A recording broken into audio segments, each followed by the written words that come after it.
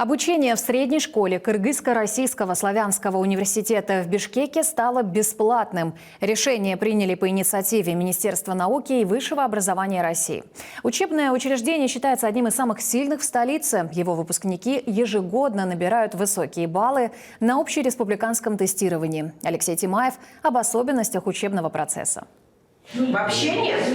Нулевое окончание. Школьников учат только на русском языке. В программе есть и государственный кыргызский, и иностранные. Выпускники получают 2 аттестата – и российский, и кыргызский. Для этого сдают общереспубликанское тестирование. Есть возможность и для ЕГЭ. На базе нашей школы открыт пункт приема единого государственного экзамена.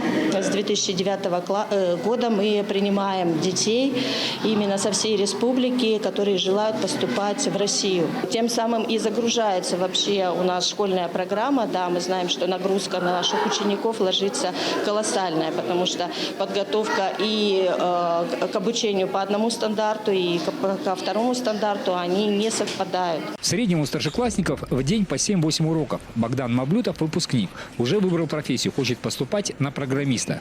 Рассматривает варианты поступления в один из российских вузов. До этого я учился в другой школе, в частной. Там, конечно, образование было немного, не такое интенсивное, как здесь, но вот за все время, пока я здесь учусь, ты потихоньку привыкаешь к обучению, тебе уже становится легче и понимаешь, что в будущем, в общем, пригодится образование, которое здесь дают. Раньше год обучения в школе стоил 40 тысяч сомов. Это 47 тысяч рублей. По инициативе Министерства науки и высшего образования России с января плату отменили. В перспективе у нас образовательные траектории будут выстраиваться по 4 основным направлениям.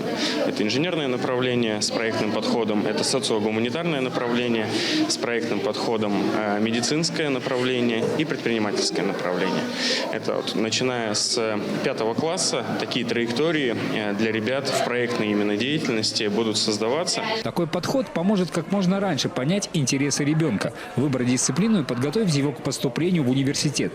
Со следующего года стать учеником этой школы можно будет только по результатам конкурса. Алексей Тимаев, Таалай Пиев, Мирлан Макаев, Мир 24.